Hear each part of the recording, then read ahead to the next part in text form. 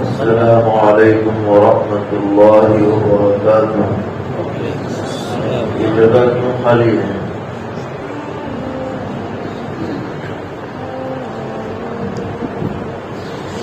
الحمد للہ رب العالمین. اشہد ان لا الہ الا اللہ وحدہ لا شریک لہ وأشهد أن سيدنا ومولانا محمدا عبده ورسوله صلى الله تبارك وتعالى عليه وعلى آله وأصحابه وذرياته أجمعين.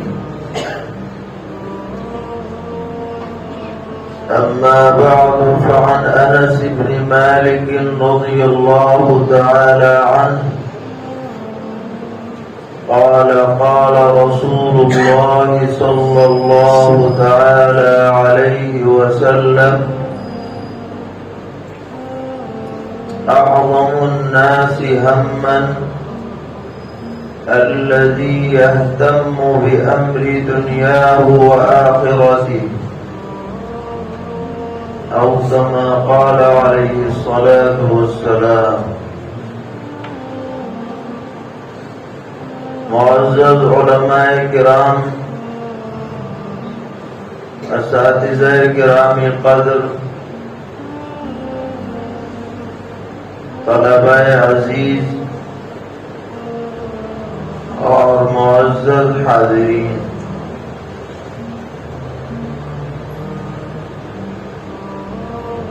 موسم ناموافق ہونے کے باوجود آپ حضرات کا یہاں جمع ہونا بہت ہی قابل قدر ہے، اور انشاءاللہ یہاں آنے پر جو قدم اٹھے ہیں اللہ کے ہاں وہ ضرور قبولیت کا مرتبہ حاصل کرے. اس لیے کہ یہاں پر جو حضرات بھی تشریف لائے وہ صرف اور صرف دینی نقطہ نظر اور دینی مقصد سے حاضر ہوئے ہیں. یہ کوئی دنیاوی جلسہ نہیں ہے، بلکہ ایک اہم ترین دینی موضوع پر مذاکرے کی مجلس ہے. تو ظاہر ہے کہ اس میں جو بھی اپنے گھر سے چلا ہوگا اس کے ذہن میں یہی بات ہوگی کہ ہم ایک دینی پروگرام میں حصہ لینے کے لیے جا رہے ہیں. اللہ تبارک و تعالی اس مجلس کو، یہاں جمع ہونے کو بے حد قبول فرمائیں اور ہم سب کے لیے خیر اور عافیت کے فیصلے فرمائیں.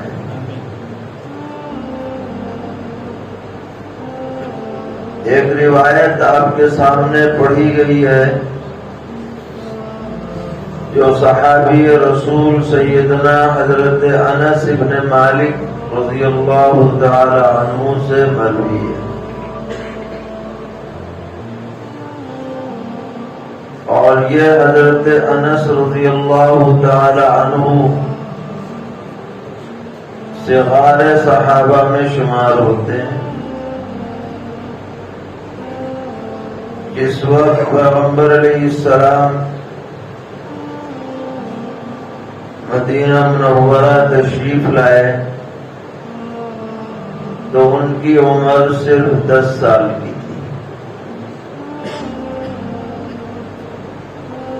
اور ہجرت سے پہلے وہ دولت اسلام سے مشرف ہو چکے تھے اپنی والدہ ماجدہ کی وجہ سے۔ ان کے جو والد تھے حقیقی وہ ایمان نہیں لائے، لیکن والدہ صاحبہ حضرت ام سلیم رضی اللہ تعالی عنہا وہ ایمان لائی، اور اسی ایمان لانے کی وجہ سے ان کے پہلے شوہر سے تعلقات ختم ہوئے، اور انہوں نے پھر بعد میں حضرت ابو طلحہ رضی اللہ تعالی عنہ سے نکاح فرمایا۔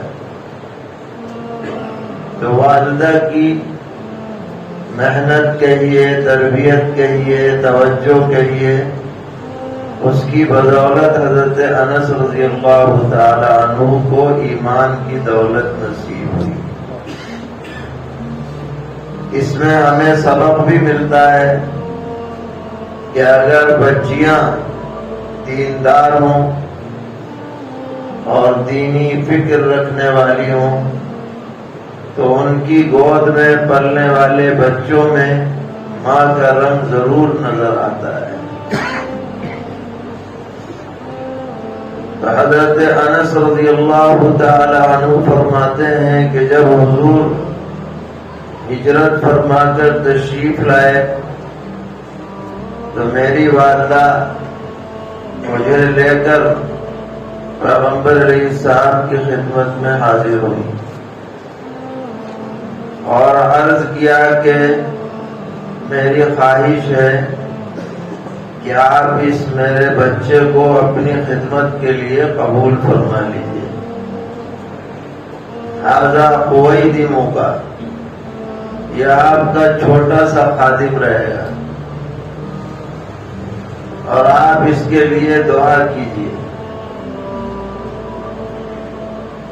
چنانچہ حضرت نبی اکرم علیہ الصلوۃ والسلام نے حضرت انس رضی اللہ تعالی عنہ کے لیے 3 دعائیں فرمائیں والدہ کے کہنے پر۔ اللہم اکثر مالہ وولدہ وادخلہ الجنہ، کہ اے اللہ انس کے مال میں برکت دے اور انس کی اولاد میں برکت دے اور انس کو جنت تک پہنچا دے۔ تو حضرت انس رضی اللہ تعالی عنہ فرماتے تھے کہ ابتدائی دونوں دعائیں میں نے اپنی آنکھوں سے دنیا میں دیکھ لی کہ مال میں اتنی برکت ہوئی کہ میرا ایک باغ ہے کھجور کا جس میں سال میں 2 مرتبہ پھل آتا ہے، حالانکہ عام طور پر 1 مرتبہ آتا ہے، اور میں جس تجارت میں کاروبار میں ہاتھ ڈالتا ہوں بس نفع ہی نفع ہوتا ہے، کوئی کمی نہیں ہے اللہ کی طرف سے۔ حتیٰ کہ لوگ میرے پاس آتے ہیں کہ میرے ساتھ ہمارے ساتھ آپ بھی شریک ہو جائیے تو حضور کی دعا کی برکت ہمیں بھی نصیب ہو جائے گی۔ اور اولاد میں ایسی برکت ہے کہ اتنے 100 بچے تو دنیا سے گزر چکے، جو موجود ہیں تو پتہ ہی نہیں، پورا محلہ آباد ہو گیا، اتنی برکت ہوئی۔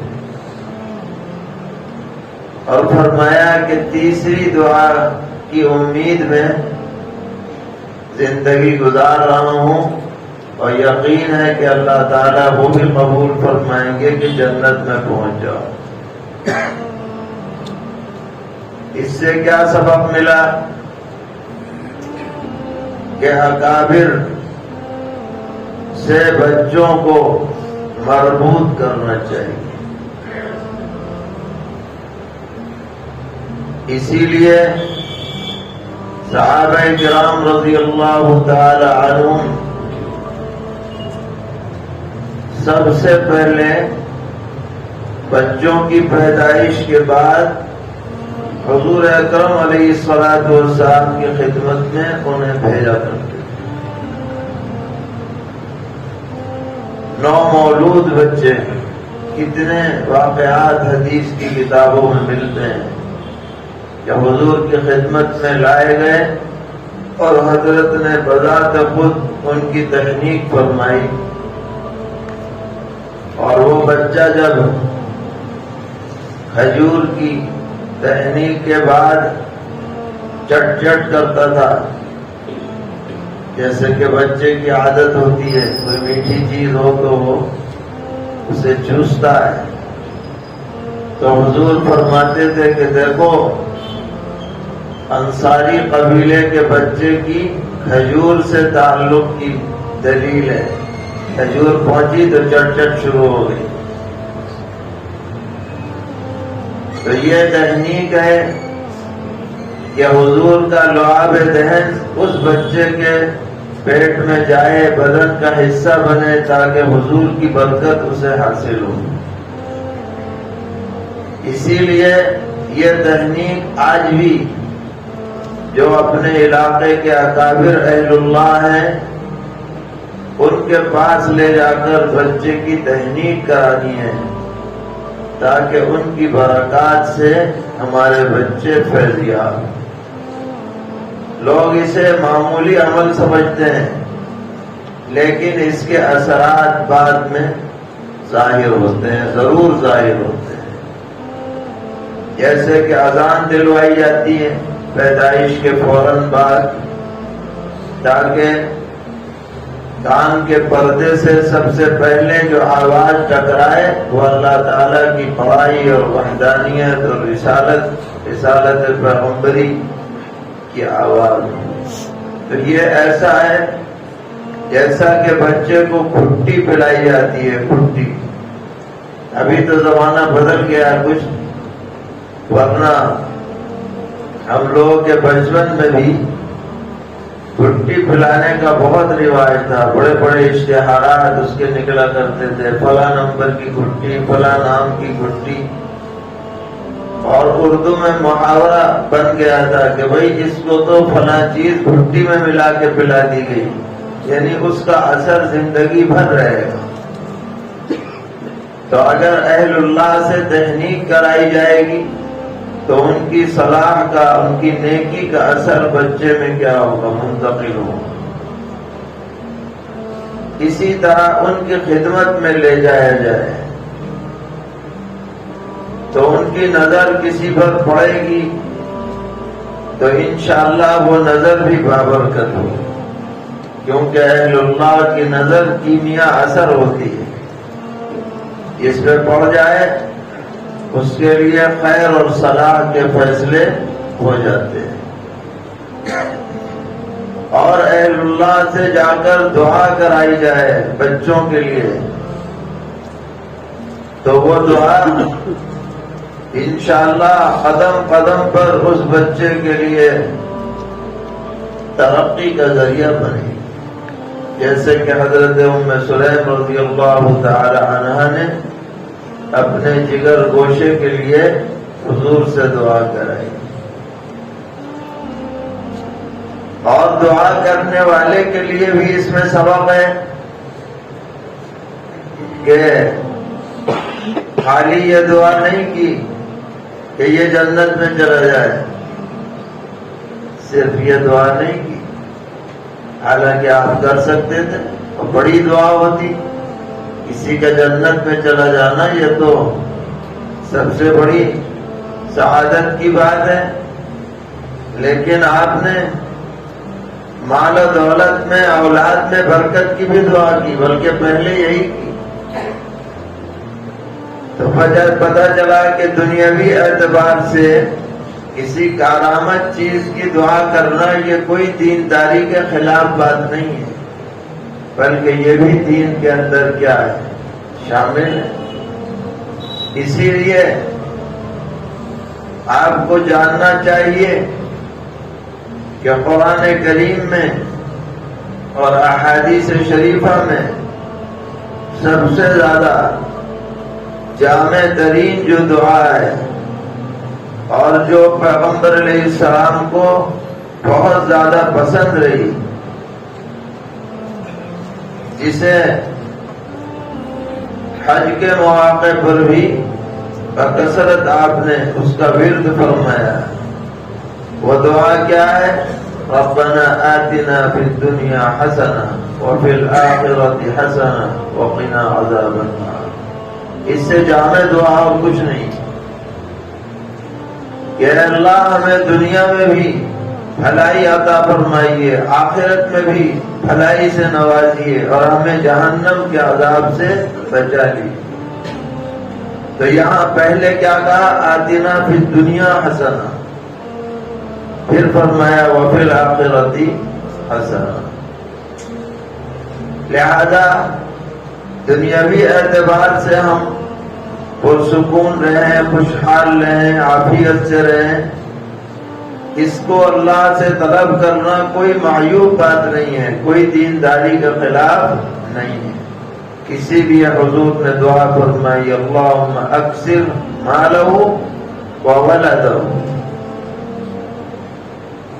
مال آدمی کو نصیب ہو حلال طریقے پر، اور پھر وہ حلال جگہوں پر اسے خرچ کرے، تو یہ مال اللہ تعالیٰ کا فضل کہلائے. پیغمبر علیہ السلام نے فرمایا نعم المال الصالح للرجل الصالح. حلال مال نیک آدمی کے لیے بہت بڑا معاون ہے. آدمی خود کفیل ہو جائے، اللہ تعالیٰ ایسا راستہ نکال دے اس کے لیے، ایسے اسباب عطا فرما دے، تو وہ پرسکون زندگی گزار سکتا ہے. اسلام یہ نہیں کہتا کہ بالکل مال کی طلب نہ کرو، جنگلوں میں چلے جاؤ، غاروں میں جا کے چھپ جاؤ، رشی منی بن جاؤ، بلکہ یہ کہتا ہے کہ جو دنیاوی اسباب ہیں ان کو اختیار کرو، اور اس کا خیال رکھو کہ شریعت نے جو حدود متعین کی ہیں اس سے باہر نہ ہو، حرام ذریعہ نہ ہو، اور فضول خرچی نہ ہو، اسراف نہ ہو، حرام جگہوں پر خرچ نہ ہو. اس سے بچو. پھر تم کتنے کروڑ پتی ارب پتی بن جاؤ، کیا فرق ہوتا ہے؟ کتنے بڑے بڑے صحابہ مالدار ہیں. سیدنا حضرت عثمان ابن عفان رضی اللہ تعالی عنہ، ان کا تو لقب ہی پڑ گیا عثمان غنی.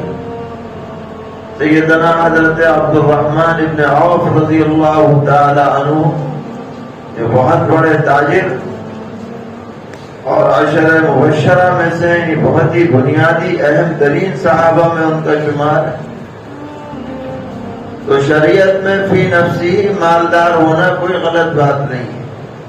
ہاں، مالدار ہو کر اللہ کے حق سے غافل ہو جائے، ذمہ داری سے پہلو تہی کرے، بخیل ہو جائے، کنجوس ہو جائے، اور سرکش اور باغی بن جائے، تو پھر یہ مال اس کے لیے وبال بن جاتا ہے اور نحوست بن جاتا ہے.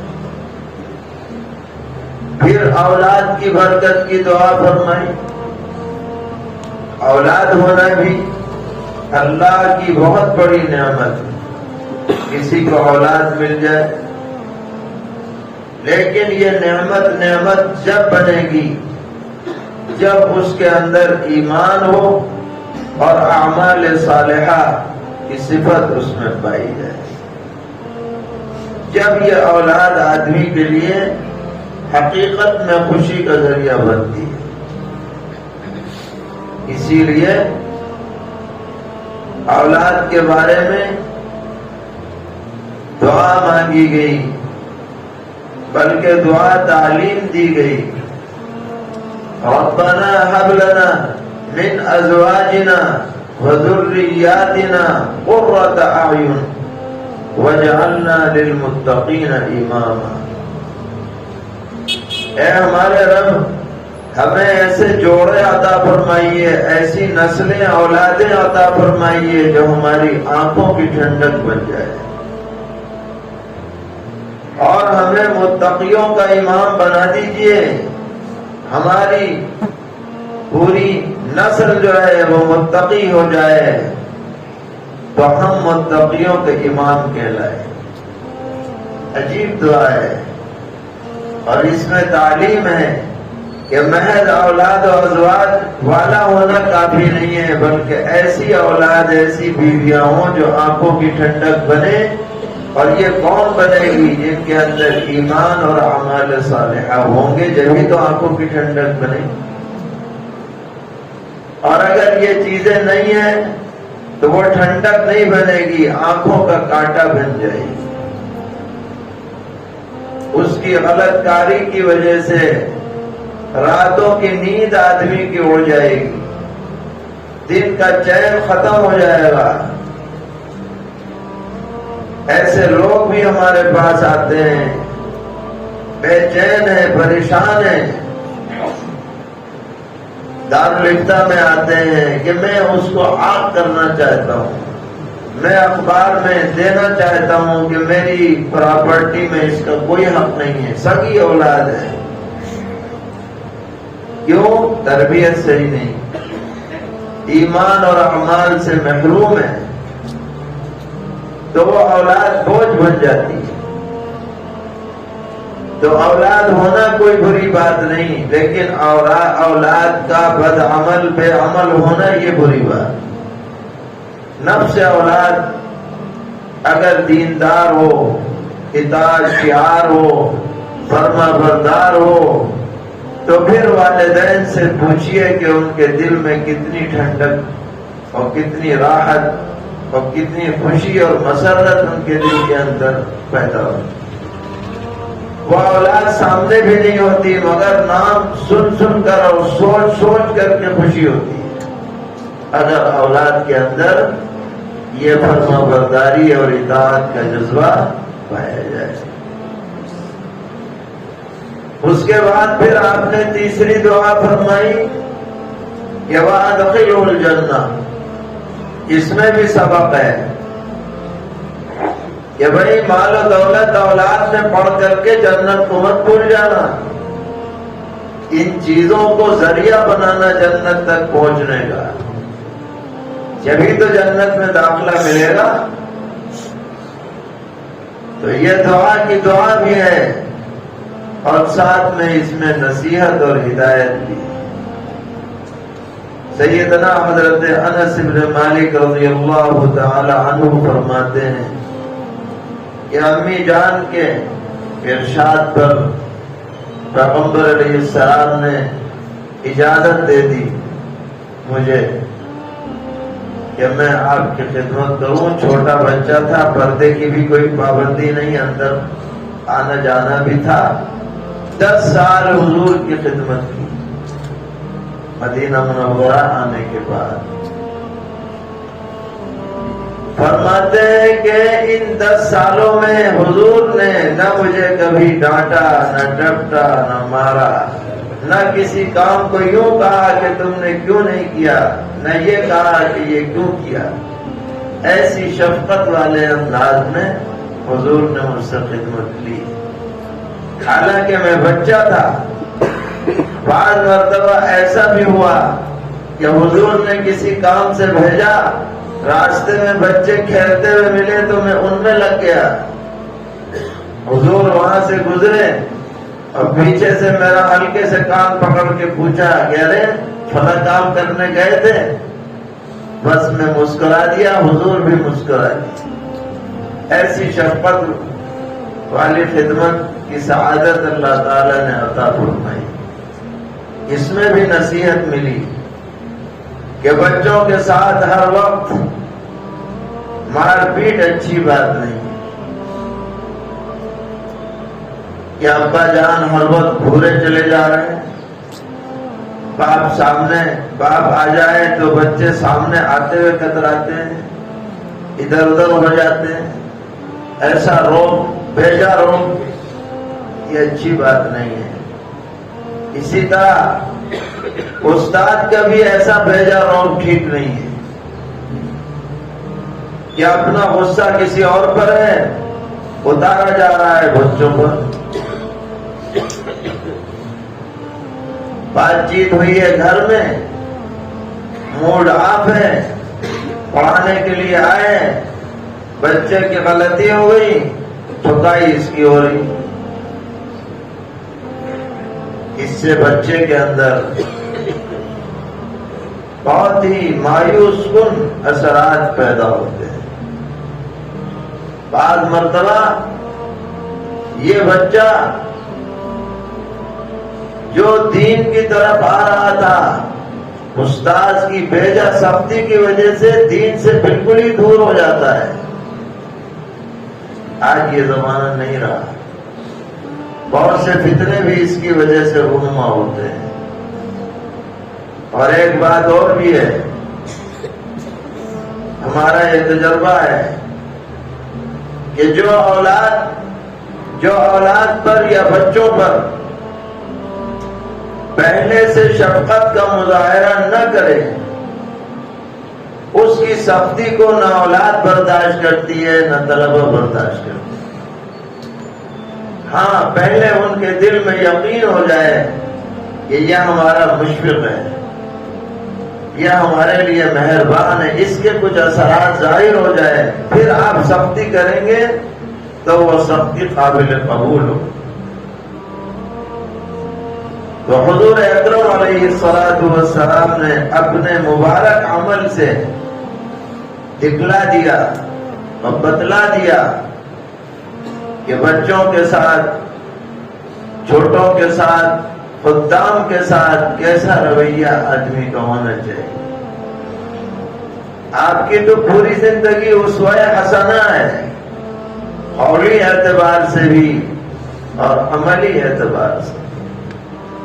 بچوں کے لیے ایسی شفقت آپ کی رہی، احادیث شریفہ میں ہے، سخت سردی کے زمانے میں فجر کی نماز کے بعد بچے آ جاتے تھے، ان کی مائیں بھیجتی تھیں کٹورے میں پانی لے کر کہ حضرت اس میں اپنا دست مبارک انگلی ڈال دیں تاکہ پانی بابرکت ہو جائے۔ ٹھنڈک کا زمانہ ہے، مدینے کی ٹھنڈک بھی جب ہوتی ہے تو کافی شدید ہوتی ہے، پانی لگنے سے ناگواری بھی ہوتی ہے، لیکن پیغمبر علیہ السلام ان بچوں کی دلداری کے لیے ترتیب وار ایسے ان برتنوں میں پانی کے اندر اپنا دست مبارک ڈالتے تھے۔ اب ظاہر ہے کہ جس بچے کے برتن میں حضور کا دست مبارک پڑ جاتا ہوگا وہ کتنا اپنے کو خوش نصیب سمجھتا ہوگا اور کیسی محبت اس کے دل میں حضور کے متعلق پیدا ہوتی ہے۔ تو ہمارا رویہ بھی بچوں کے ساتھ شفقت آمیز ہونا چاہیے، بچے سمجھ لیں کہ یہ ہمارا محسن ہے، ہمارا مشفق۔ تو ہم یہ عرض کر رہے تھے کہ یہ روایت سرور عالم صلی اللہ تعالی علیہ وسلم سے حضرت انس بن مالک رضی اللہ تعالی عنہ نے نقل فرمائی، اور اس قابل ہے کہ ہم سب اسے یاد رکھیں۔ حضور نے فرمایا اعظم الناس ہما، سب سے اونچا آدمی فکر کے اعتبار سے، یعنی جس کے دل میں جو فکریں ہوتی ہیں اس کے اعتبار سے سب سے بڑا اور سب سے قابل تعظیم آدمی وہ ہے الذی یہتم بامر دنیاہ وآخرتہ، جو فکر مند ہو اپنے دنیاوی معاملات کے بارے میں بھی اور اپنے اخروی معاملات کے بارے میں، دونوں طرح کی فکریں اس میں جمع ہوں۔ میری دنیا کیسے گزرے گی، یہاں کی زندگی کے لیے جو ضروریات ہیں وہ کیسے مہیا ہوں گی، دماغ اس کی طرف لگا رہتا ہے، اور ساتھ میں وہ آخرت سے بھی غافل نہیں ہے کہ یہ تو جیسے بھی گزرے گی گزر جائے گی، 40 سال میں گزرے، 50 میں گزرے، 60 میں گزرے، لیکن اس کی کوئی نہ کوئی انتہا ہے۔ مگر اس زندگی کے بعد جو زندگی آنے والی ہے وہ ان لمٹ ہے، لاکھوں کروڑوں اربوں سال میں بھی ختم ہونے والی نہیں۔ بس جو آدمی صرف دنیا ہی دنیا کی فکر میں رہے، آخرت کو بھولا رہے، وہ فکر کے اعتبار سے بدترین آدمی۔ اور جو آدمی دنیا کی فکر ہی نہ کرے کچھ بھی، بس آخرت ہی آخرت کو پیش نظر رکھ کے، وہ بھی ناقص ہے۔ کیونکہ جب دنیا میں رہنا ہے تو آپ کو دنیا کی فکر کرنی پڑے گی۔ یہ نہیں ہے کہ بس اللہ تعالیٰ کریں گے، دوسرے ان کا ایسا کیا، فلاں کا ایسا کیا تو ہمارا بھی ایسا ہی ہو جائے گا۔ کچھ لوگوں کا ذہن ایسا بنا ہوا ہے، کچھ بنایا بھی جا رہا ہے کہ بس ہاتھ پہ ہاتھ رکھو اور آخرت کو نظر میں رکھو۔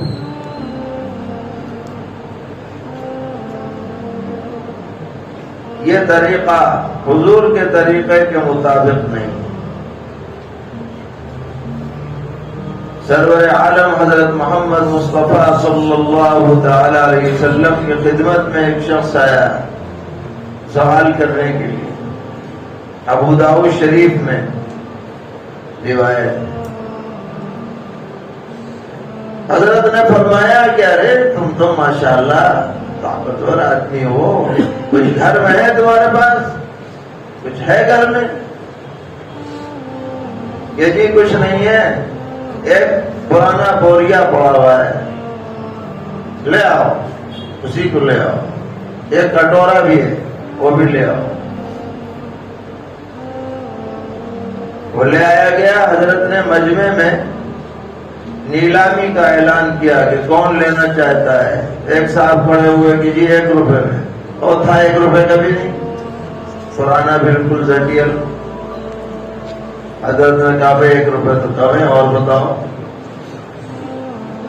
تو پھر 2 روپے میں، 2 درہم میں وہ بک گیا۔ حضرت نے فرمایا کہ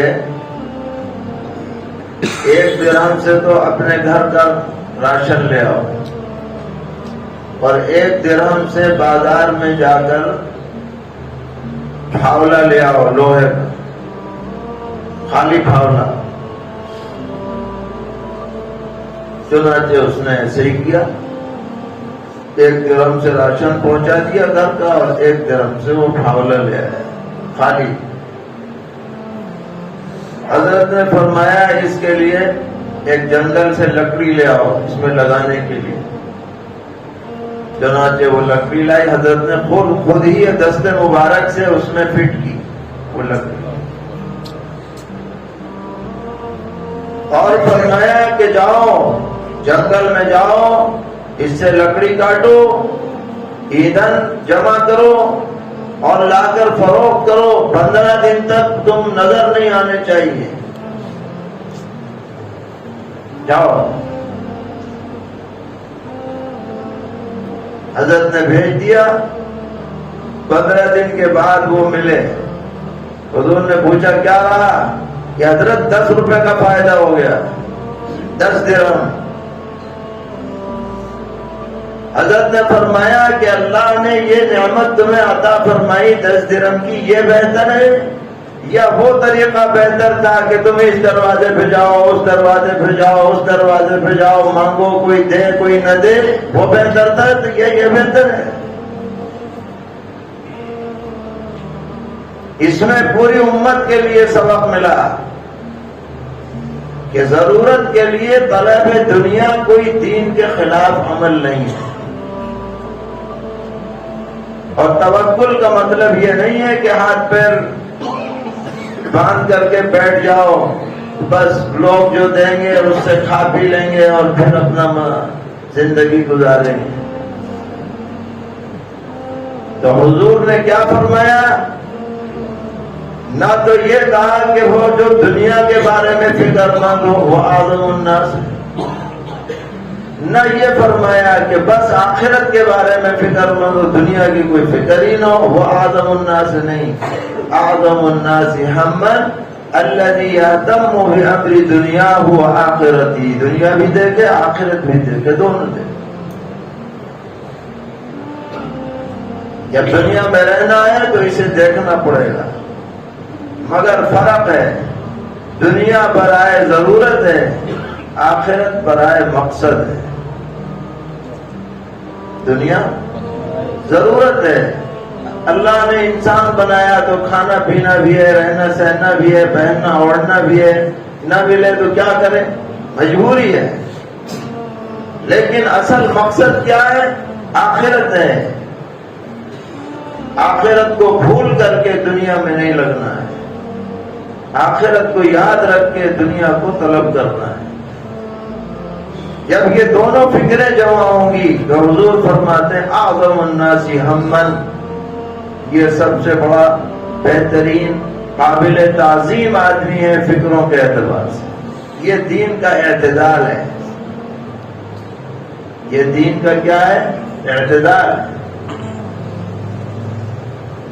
بہت سے مذاہب والے ایسے ہیں جنہوں نے ترک لذات ہی کو دین بنا رکھا ہے، خواہشات کے ترک کو انہوں نے کیا بنایا ہے؟ دین بنایا۔ آپ نے دیکھا ہوگا یہ جینیوں کے منی ہوتے ہیں، جینی ایک فرقہ ہے، بے لباس، بالکل بے لباس،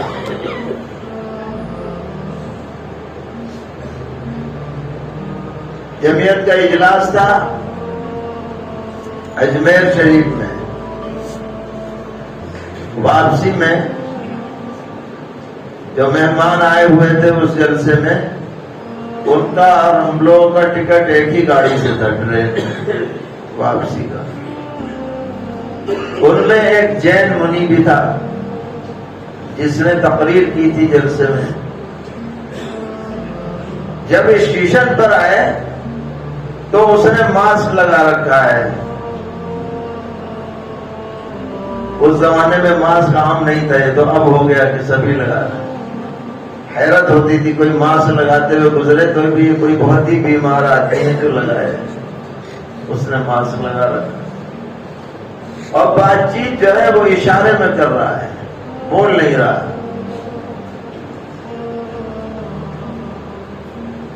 پہلے تو توجہ نہیں، لیکن جب غور کیا بھائی تو اچھا خاصا بول رہا تھا، وہاں تقریر کر رہا تھا، اور یہاں بالکل چپ شاہ بنا ہوا ہے۔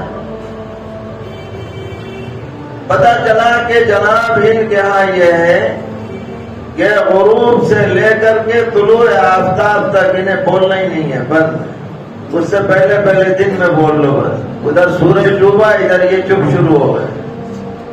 اب لکھ کے بات ہوگی یا اشاروں سے کیا ہے بات ہوگی؟ ہمارے دین میں کیا ہے؟ بلا ضرورت چپ رہنا کوئی عبادت نہیں ہے۔ آپ نے پڑھا ہوگا فقہ کی کتاب میں، اعتکاف کے بیان میں یہ بات آتی ہے کہ بے ضرورت گفتگو تو نہیں کرو، لیکن اعتکاف والا یہ سمجھے کہ میں بس چپ ہی رہوں، یہ کوئی عبادت نہیں۔ اور بعض فرقوں میں شادی بیاہ نہیں کر سکتے، جو مذہبی آدمی بن جائے وہ شادی بیاہ نہیں کرے گا، کاروبار نہیں کرے گا، تجارت نہیں کرے گا، فلاں نہیں کرے گا۔ لیکن ہمارا دین اللہ تعالیٰ نے وہ عطا فرمایا جو سب چیزوں کو جامع ہے، سب کرو دین کے مطابق کرو، نکاح بھی دین کے مطابق، یہ حلال ہے یہ حرام ہے، اس سے کرو اس سے نہ کرو، سب ہدایت ہے، تجارت بھی دین کے مطابق، سیاست بھی دین کے مطابق، یہ جامعیت ہے، اعتدال ہے۔ کسی ایک رخ پر نہیں لے جانا ہے امت کو، دونوں فکریں باقی رہیں، کہ امر دنیا ہو وہ آخرت۔ تو ہم اپنی نسلوں کے بارے میں بھی یہی چاہتے ہیں کہ ہماری آنے والی نسل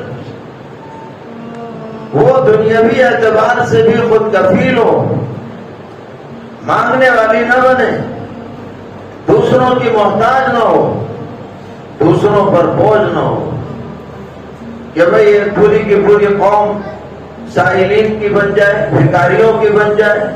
ہم یہ نہیں چاہتے، ہم چاہتے ہیں کہ یہ اپنے پیروں پر کھڑی ہو، اپنی ضرورت خود پوری کرے، تجارت میں ہو یا اور دیگر شعبوں میں ہو۔ لیکن ساتھ ساتھ ہمیں یہ بھی فکر کرنی ہے کہ آخرت میں یہ ناکام نہ رہے، ان کا ایمان بھی باقی رہے، ان کے اندر اسلامی اخلاق بھی سامنے نظر آئے، ان کا کردار بھی بہترین ہو انسانی اور اسلامی اعتبار سے۔ اس کے لیے جو بھی صورتیں ہو سکتی ہیں ان کو اپنانے کی ضرورت ہے، اور ہمارے علماء اور ائمہ کی ذمہ داری اوروں سے زیادہ ہے۔ ویسے تو ہر ماں باپ کی ذمہ داری ہے، مگر ماں باپ کو بھی ذمہ داریوں سے آگاہ کرنا یہ ہمارا اور آپ کا کام ہے۔ انفرادی اور اجتماعی محنتیں ضروری ہیں، اور ہم یہ نہیں کہتے کہ بھئی سب بچوں کو آپ حافظ بنا دیں یا سبھی کو آپ عالم اور مفتی بنا دیں، ایسا ہونا مشکل ہے۔ بلکہ ہم یہ کہتے ہیں کہ جو بچہ یا بچی کہیں بھی پڑھتا ہو اور کچھ بھی پڑھتا ہو، وہ 1 گھنٹہ کم سے کم دینی ماحول میں مکتب کے اندر ضرور دے، تاکہ اس کا مزاج دینی بنے، اسلامی عقائد کا اسے پتہ چلے، اسلامی فرائض کا اسے پتہ چلے۔ آج کل یہ بھی دیکھا گیا کہ سرمایہ دار لوگ ہیں،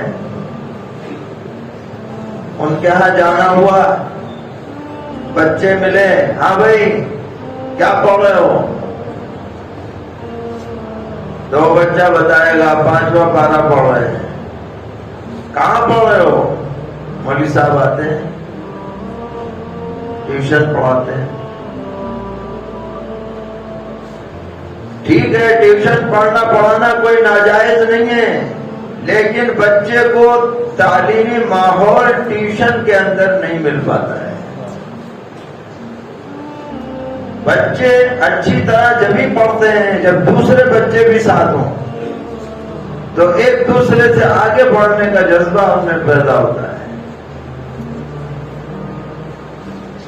ہم یہ نہیں کہہ رہے کہ ٹیوشن ناجائز ہے، حرام ہے، فلاں ہے، ایسا بالکل مت سمجھیے گا۔ کہیں ضرورت ہو تو ٹیوشن بھی کیا جا سکتا ہے، اور کہیں اس کے علاوہ چارہ کار بھی نہیں ہوتا، ایسا بھی ہے۔ لیکن فی نفسی مکتب کی تعلیم میں جہاں 15، 20، 50 بچے پڑھ رہے ہیں، وہاں جو بچے کا مزاج بنتا ہے وہ اکیلے پڑھنے میں نہیں بنتا، کیونکہ بچوں میں مسابقت کی بات بہت ہے۔ اسے 2 صفحے سنا دیے، میں نے 1 سنایا، ارے کل کو میں 3 سناؤں گا، ایسا جذبہ بچے میں آگے بڑھنے کا پیدا ہوتا ہے، حوصلہ ملتا ہے۔ اور ایک بات اور بھی ہے، دینی تعلیم بہت قابل عظمت ہے۔ بچے کے دل میں یہ بات ڈالی جائے کہ تم بہت ہی عظیم علم حاصل کرنے کے لیے جا رہے ہو، وہ اس تعظیم کے جذبے سے گھر سے نکل کر کے مکتب تک جائے، اس کا ذہن بنے گا کہ ہاں بڑی چیز،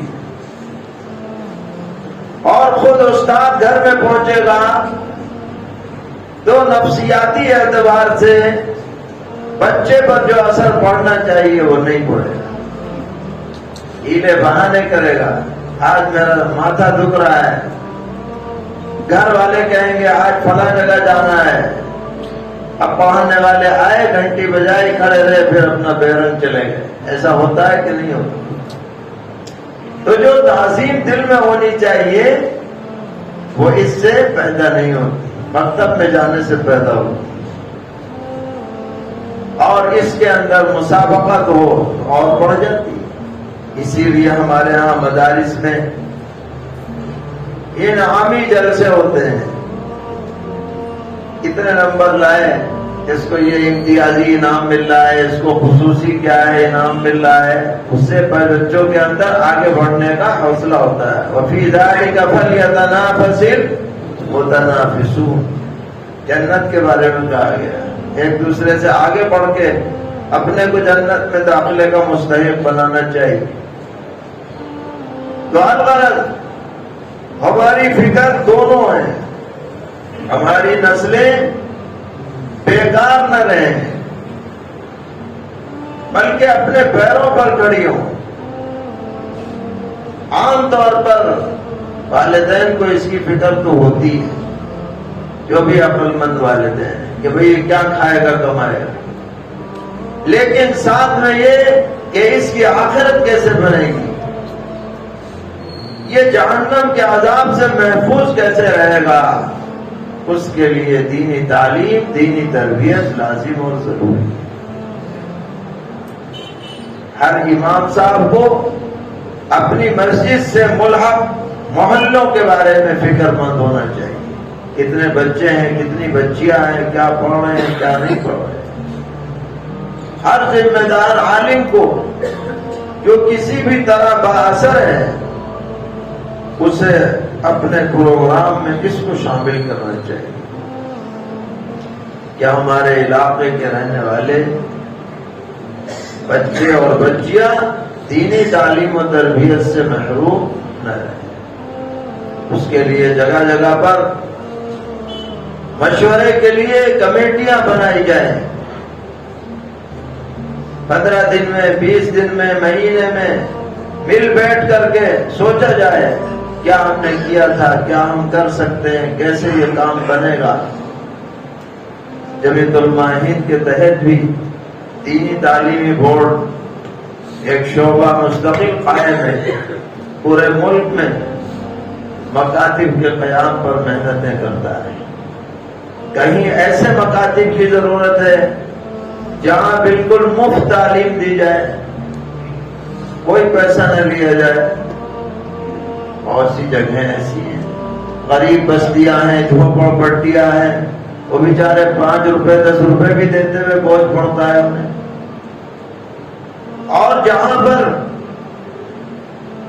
ایک آدمی اپنے بچوں کے اسکول کے لیے مہینے میں 5-5 ہزار 10-10 ہزار دے سکتا ہے، کیا وہ 50 روپے مکتب کے لیے نہیں دے سکتا؟ اگر مزاج بنایا جائے، ذہن بنایا جائے تو بخوشی لوگ دیں گے۔ ایک نظام کے تحت کام ہو۔ دینی تعلیم بورڈ کی طرف سے ایک ڈریس بنوایا گیا ہے بچوں بچیوں کے لیے، تاکہ جب یہ اسکول سے آ کر ڈریس پہن کر کے مکتب میں جائیں تو سارے محلے میں ایک اچھی سی فضا بنے کہ تو یہ بچے مکتب میں جا رہے ہیں۔ ان کا ایک بیگ بنوایا گیا جس میں جمعیت کا جھنڈا لگا ہے، ان کے لیے ایک آئی بیج بنایا گیا ہے، آئی کارڈ کی طرح وہ پہن کے جاتے ہیں۔ تو نئے زمانے کے اعتبار سے جو چیزیں ان کی دلچسپی کا سبب بن سکتی ہیں ان کو اختیار کرو، اس سے بچے کے اندر رغبت پیدا ہو، شوق پیدا ہوگا۔ بہت سے علاقوں کے اندر دینی تعلیم کا رسالہ تعلیم الاسلام تو پڑھایا ہی جاتا ہے، تو جمعیت کے اکابر نے نئے زمانے کے تقاضوں کو دیکھتے ہوئے رنگین چھپوایا، ان سب چیزوں کو جمع کر کے ایک رنگین اور شاندار انداز میں چھپوایا گیا دینی تعلیمات کے نام سے، تاکہ اس میں بھی بچوں کی رغبت رہے۔ تو اگر آپ حضرات ایسا نظام بنائیں تو انشاءاللہ آپ اس کے مفید اثرات محسوس کریں گے، اور پھر جو کام کرنے والے لوگ ہیں ان کو ان کے کاموں اور خدمات کے بدلے میں بطور حوصلہ افزائی کچھ دیا جائے، اس میں بھی کوئی حرج کی بات نہیں ہے، لیکن یہ آپس میں طے کر کے اور مشورہ کر کے نظام بنائیں۔ اللہ تعالیٰ اس مجلس کو بے حد قبول فرمائے اور ہم سب کے حق میں نافع بنائے اور ہم سب کو اپنی ذمہ داریاں بحسن و خوبی انجام دینے کی توفیق عطا فرمائے۔ اب میں درخواست یہ کروں گا کہ مختلف علاقوں سے جو حضرات یہاں تشریف لائے ہوئے ہیں وہ کچھ ارادوں کا اظہار کر دیں کہ ہم اپنے اپنے علاقوں میں کتنے مکاتب قائم کریں گے، کتنی مدت میں، تاکہ بعد میں ان سے پوچھا جا سکے کہ آپ نے ارادہ کیا تھا اس ارادے کی تعمیل ہوئی کہ نہیں ہوئی۔